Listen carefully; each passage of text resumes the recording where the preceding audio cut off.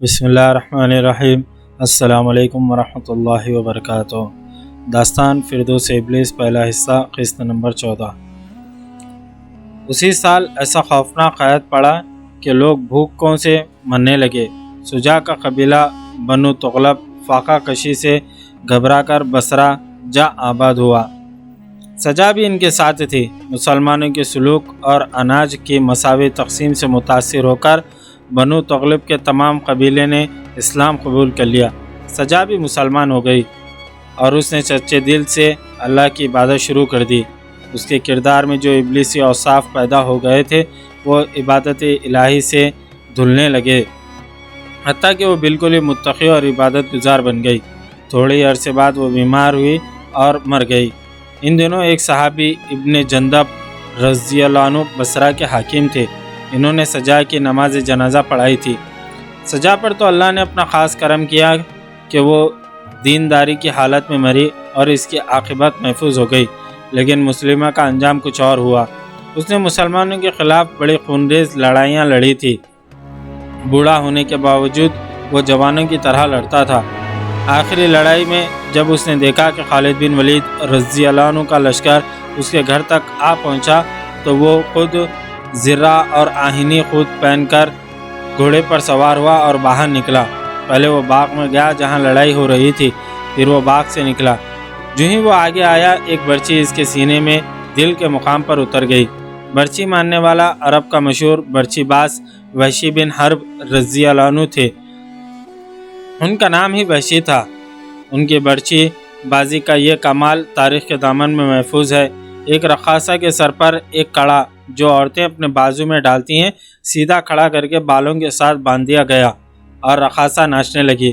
اس کا جسم تھرک رہا تھا اور وہ بار بار گھومتی اور ادھر ادھر ہوتی تھی۔ وحشی بن حرب رضی اللہ عنہ ہاتھ میں برچی لیے رقاصے 12-14 قدم دور تھے۔ اس کی حرکت کے ساتھ حرکت کرتے کڑے کا نشانہ لینے کی کوشش کر رہے تھے۔ کچھ دیر بعد انہوں نے برچی کو ہاتھ میں ڈالا اور تاک کر رقاصہ کے سر پر برچی پھینکی۔ رقاصہ اس سے بے نیاز رقص کی اداؤں میں مشغول تھی۔ وحشی کی پھینکی ہوئی برچی رقاصہ کے سر پر بندھے ہوئے کڑے میں اس طرح گزر گئی کہ رقاصہ کو احساس تک نہ ہوا۔ جنگ احد میں وحشی اہل قریش کے ساتھ تھے۔ رسول اکرم صلی اللہ علیہ وسلم کے چچا حضرت حمزہ رضی اللہ عنہ کو انہوں نے ہی شہید کیا تھا۔ اس کے بعد خالد بن ولید رضی اللہ عنہ نے اسلام قبول کیا۔ وحشی بن حرب رضی اللہ عنہ بھی اسلام قبول کر لیا اور اگلے معرکوں میں تاریخ میں نام پیدا کیا۔ یہ سعادت اسی کے نصیب میں لکھی تھی کہ مسلمہ کذاب جیسے بڑے طاقتور جھوٹے نبی کو جہنم واصل کیا۔ تاریخ میں یوں آیا ہے کہ مسلمہ کو ہلاک کرنے والے 2 مجاہد تھے۔ ایک تو وحشی بن حرب رضی اللہ عنہ، جس نے اسے برچی ماری تو وہ گھوڑے سے گرا۔ اس کے ساتھ ہی مدینے کے ایک انصاری نے اس پر تلوار کا بھرپور وار کیا۔ وحشی نے مسلمہ کا سر تن سے کاٹا اور برچی کی انیب پر اڑس کر برچی بلند کی۔ میں نے احد کا گناہ معاف کرا لیا ہے۔ وحشی مسلمہ کا سر برچی پر اٹھائے میدان جنگ میں دوڑتا اور اعلان کرتا پھر رہا تھا۔ بعد میں اس نے کئی بار کہا تھا کہ حضرت حمزہ رضی اللہ عنہ کے قتل کا افسوس اسے ہمیشہ پریشان کرتا رہا۔ مسلمہ کو قتل کر کے اسے احد کے افسوس اور پچھتاوے سے نجات ملی۔ یہ تھا انجام 2 جھوٹے نبیوں کا۔ یہ ابلیس کا رقص تھا۔ انسان جب اپنے کردار میں ابلیسی اوصاف پیدا کر لیتا ہے تو اللہ تبارک و تعالیٰ اسے نتائج سے بے خبر کر دیتے ہیں۔ انہیں پکڑنے کے لیے آسمان سے فرشتے نہیں اترا کرتے۔ یہ لوگ اپنے قدموں سے چل کر انجام کو پہنچا کرتے ہیں۔ کوئی عبرت حاصل نہیں کرتا۔ ہمیں مصر کے عبیدیوں سے مدد لینی پڑے گی۔ قلعہ شادر میں احمد بن غطاش حسن بن صبا سے کہہ رہا تھا، لیکن کس طرح یہ یقین کر لینا بہت ضروری ہے کہ وہ ہماری مدد کریں گے بھی یا نہیں؟ کیوں نہیں کریں گے؟ حسن بن صبا نے پوچھا اور کہا وہ ہمارے ہی فرقے کے لوگ ہیں۔ کچھ شک والی بات ہے۔ ابن غطاش نے کہا پہلے تو یہ جائزہ لینا ہے کہ وہ اسماعیلی ہیں یا نہیں۔ پتہ چلا ہے کہ ظاہری طور پر وہ اسماعیلی ہیں لیکن در پردہ کوئی اپنا ہی نظریہ رکھتے ہیں۔ اگر یہ جائزہ لینا ہے تو پھر مجھے مصر جانا پڑے گا۔ حسن بن صبا نے کہا اور میں مصر چلا جاؤں گا۔ ہاں حسن، ابن غطاش نے کہا میں تمہیں مصر بھیجوں گا۔ ہمارا پہلا مقصد یہ ہے کہ اہل سنت کی حکومت کا تختہ الٹنا ہے، سلجوقیوں کا خاتمہ لازمی ہے۔ محترم استاد، حسن بن صبا نے پوچھا، میں عبیدیوں کو نہیں جانتا، ان کی جڑیں کہاں ہیں؟ احمد بن غطاش نے حسن بن صبا کو اپنے رنگ اور اپنے انداز سے تفصیلاً سنایا کہ عبیدیوں کی جڑیں کہاں ہیں اور اس فرقے نے کہاں سے جنم لیا تھا۔ مستند مورخوں اور اس دور کے علماء دین کی تحریروں سے عبیدیوں کا پس منظر اور پیش منظر واضح طور پر سامنے آ جاتا ہے۔ یہ بھی اسلام پر فرقہ پرستوں کی ایک یلغار تھی۔ داستان گو نے پہلے کہا ہے کہ اسلام نے خصوصاً اہل سنت والجماعت نے جو تیز و تند طوفان برداشت کیے ہیں وہ پہاڑوں کو ریزہ ریزہ کر دیتے ہیں۔ ایک تو یہودی اور صلیبی یلغار تھی جس نے اسلام کے درخت کو جڑوں سے اکھاڑنا چاہا تھا۔ آج کے دور میں یہ یلغار ایک بار پھر شدت اختیار کر گئی ہے۔ یہ تو بیرونی یلغار ہے۔ اہل اسلام کے اندر سے جو حملے آور اٹھے ہیں ان کا ہدف اہل سنت تھے۔ وہ اپنے آپ کو مسلمان کہلاتے تھے، لیکن ان کے عزائم اور سرگرمیاں نہ صرف غیر اسلامی یا اسلام کے منافی تھی بلکہ اسلام کی بقا، سلامتی اور فروغ کے لیے بہت خطرناک تھی۔ یہ سلسلہ آج بھی جاری ہے۔ عبیدیت ایسا ہی ایک فتنہ تھا جو تیسری صدی ہجری میں اٹھا۔ یہ اسماعیلیوں کی ایک شاخ تھی، لیکن اصل میں یہ فرقہ باطنی تھا اور اس کے بانی پیشواؤں میں بھی ابلیسی اوصاف پائے جاتے تھے۔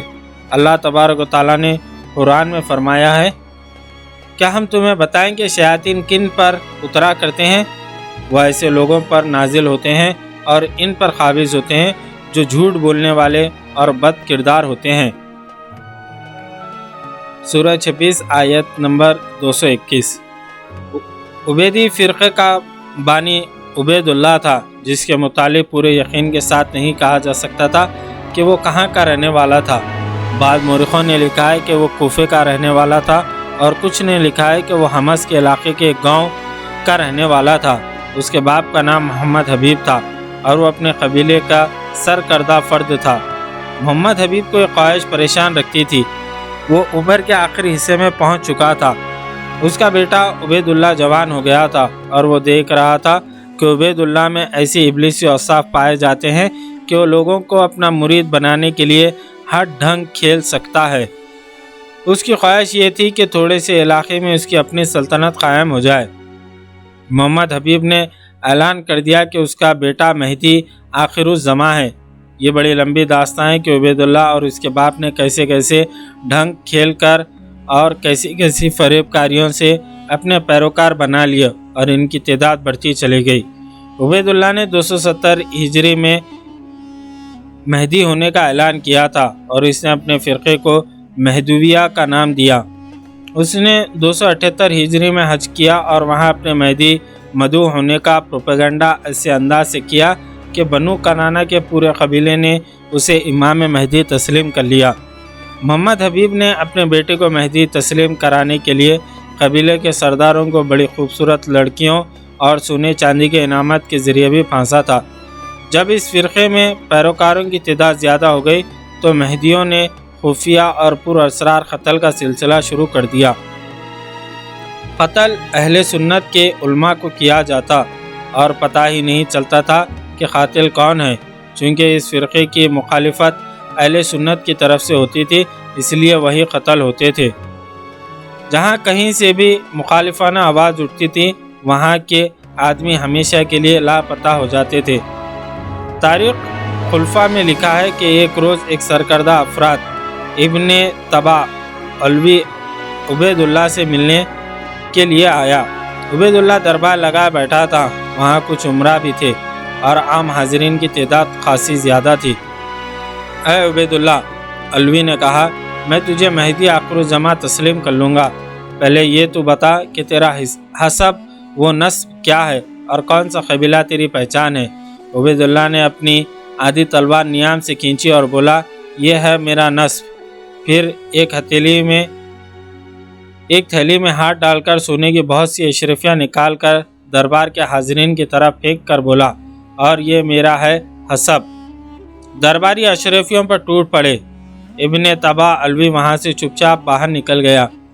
یہ تھی عبیداللہ کی کامیابی کی اصل وجہ۔ اس کے علاوہ اس نے اس قسم کے عقیدے رائج کر دیے کہ ایک آدمی ایک وقت 18 عورتوں کے ساتھ شادی کر سکتا ہے، جبکہ اسلام نے صرف 4 بیویوں کی اجازت دی تھی اور وہ بھی مخصوص حالت میں۔ اس کا دوسرا عقیدہ یہ تھا کہ حکومت کا جو سربراہ اور مذہب کا جو امام ہو وہ گناہوں سے پاک ہوتا ہے اور اسے اس کے اعمال پر کوئی باز پرس نہیں کی جا سکتی۔ ایک عقیدہ یہ بھی تھا کہ امام کسی عورت سے یہ کہہ دے کہ تو فلاں کی بیوی ہے تو اس عورت پر یہ فرض ہو جاتا ہے کہ وہ اس کی بیوی بن جائے۔ اس قسم کے عقائد سے یہ ظاہر ہوتا ہے کہ عبیداللہ نے لوگوں کو اپنا مرید بنانے کے لیے ان کے دل پسند عقائد تخلیق کیے تھے۔ جیسا کہ پہلے کہا جا چکا ہے کہ عبیداللہ کے عروج و زوال کی داستان بہت لمبی ہے، اسے اختصار سے پیش کیا جا رہا ہے تاکہ جو اصل داستان ہے اس کی طرف پوری توجہ دی جا سکے۔ عبیداللہ کے باپ محمد حبیب نے سوچا کہ اپنی سلطنت قائم کرنے کے لیے کوئی ایسا آدمی چاہیے جو ذہنی طور پر بہت ہی ہوشیار ہو اور فریب کاریوں میں خصوصی مہارت رکھتا ہو۔ اسے عبیداللہ کے پیروکاروں میں سے ایک شخص بہت ہی ذہین، ہوشیار اور چالاک نظر آیا۔ اس کا نام ابو عبداللہ تھا۔ محمد حبیب نے اسے اپنے ساتھ رکھ لیا اور اسے اپنے ڈھنگ کی ٹریننگ دینے لگا، پھر اسے بتایا کہ اس کا اصل مقصد کیا ہے۔ ابو عبداللہ اپنے ایک بھائی ابو عباس کو بھی ساتھ لے آیا اور انہوں نے ایک منصوبہ تیار کر لیا۔ عبیداللہ نے باقاعدہ فوج تیار کرنی شروع کر دی۔ ابو عبداللہ حج پر گیا اور وہاں ایسی اداکاری کی کہ لوگوں نے اسے بہت بڑا عالم سمجھ لیا۔ وہاں سے اسے بہت زیادہ حمایت ملی۔ سلطنت قائم کرنے کے لیے ان لوگوں نے سوچا کہ شمالی افریقہ بڑی اچھی جگہ ہے۔ وہ بربروں کا علاقہ تھا۔ بربر ضعیف الاعتقاد تھے اور جنگجو بھی تھے۔ مختصر یہ کہ ابو عبداللہ اور ابو عباس شمالی افریقہ گئے اور وہاں لوگوں کو سبز باغ دکھا دکھا کر ایک فوج بنا لی۔ یہ سب لوگ مال غنیمت کے لالچ میں ان بھائیوں کے ساتھ ہو گئے۔ بہرحال انہوں نے وہاں ایک اپنی سلطنت قائم کر لی۔ عبیداللہ بھی وہاں چلا گیا۔ یہ شخص مکمل طور پر ابلیس بن چکا تھا۔ اس نے ابو عبداللہ اور ابو عباس کی کوششوں سے بنی ہوئی سلطنت پر قبضہ کر لیا اور وہاں باقاعدہ حاکم بن گیا۔ دونوں بھائی اس کے خلاف ہو گئے۔ ابو عباس نے تو صاف کہنا شروع کر دیا کہ عبیداللہ مہدی نہیں ہے۔ وہاں ایک شخص نے جو شیخ المشائخ تھا عبیداللہ سے کہا کہ اگر وہ مہدی ہے تو کوئی معجزہ دکھائے۔ عبیداللہ نے تلوار نکالی اور اس عالم دین کی گردن کاٹ دی۔ ابو عبداللہ اور ابو عباس نے یہ اسکیم بنائی کہ عبیداللہ کو قتل کر دیا جائے۔ اس محفل میں جس میں یہ اسکیم بنی تھی عبیداللہ کے جاسوس بھی موجود تھے۔ یہ فیصلہ ایک بڑے طاقتور شخص ابو زاکی کے گھر میں ہوا تھا۔ عبیداللہ نے ابو زاکی کو طرابلس کا گورنر بنا کر بھیج دیا اور اس کے ساتھ ہی وہاں اپنے آدمی در پردہ بھیجے۔ انہیں یہ کام سونپا کہ طرابلس میں ابو زاکی کو اس کے کمرے میں جب وہ سویا ہوا ہو قتل کر دیا جائے۔ عبداللہ کے حکم کی تعمیل ہوئی۔ ابو زاکی گورنر تھا۔ وہ سوچ ہی نہیں سکتا تھا کہ جس عبیداللہ نے اسے یہ رتبہ دیا ہے وہ اسے قتل بھی کروا دے گا۔ وہ سکون اور اطمینان سے سو گیا، پھر کبھی بھی نہ جاگا۔ اس کے محافظ دستے میں سے ایک آدمی اس کے کمرے میں گیا اور اس کا سر اس کے جسم سے الگ کر دیا اور پھر اس کا سر عبیداللہ کے پاس بھیج دیا۔ اس کے بعد عبیداللہ نے اسی طرح ابو عبداللہ اور ابو عباس کو بھی قتل کر دیا۔ انہی بھائیوں نے یہ سلطنت قائم کی تھی۔ عبیداللہ نے اپنی بیعت کے لیے ہر طرف مبلغ پھیلا دیے، لیکن بہت کم لوگوں نے اس کی طرف دھیان دیا، بلکہ مخالفت شروع ہو گئی۔ عبیداللہ نے قتل و غارت کا یہ طریقہ اختیار کر لیا۔ اہل سنت کے علماء کو سب سے پہلے قتل کیا، پھر جہاں کہیں اشارہ ملتا کہ یہ گھر اہل سنت کا ہے اس گھر کے تمام افراد کو قتل کر دیا جاتا۔ ان کا مال و اسباب عبیداللہ کے پیروکاروں میں تقسیم کر دیا جاتا۔ وہ دراصل اسماعیلیت کی تبلیغ کر رہا تھا۔ جو شخص اس کے سے زیادہ مرید بناتا تھا اسے وہ جاگیریں عطا کرتا اور بعض کو اس نے زر و جواہرات سے مالا مال کر دیا۔ عبیداللہ نے طاقت جمع کر کے مصر پر حملہ کیا۔ ایک ہی موقع میں 7000 عبیدی مارے گئے، لیکن عبیداللہ نے ہمت نہ ہاری۔ ایک بار اس کے لشکر میں کوئی ایسی وبا پھوٹ پڑی کہ انسان اور گھوڑے مرنے لگے۔ عبید اللہ نے کچھ عرصے کے لیے مصر کی فتح کا ارادہ ترک کر دیا۔ آخر 356 ہجری میں اس نے مصر فتح کر لیا۔ مصر کے سب سے بڑے شہر قاہرہ کی بنیاد اسی نے رکھی تھی۔ عبید اللہ تو مر گیا اور اس کا خاندان 1566 ہجری تک مصر پر حکومت کرتا رہا۔ حسن بن صبا کے دور میں عبیدی ہی مصر پر حکومت کر رہے تھے۔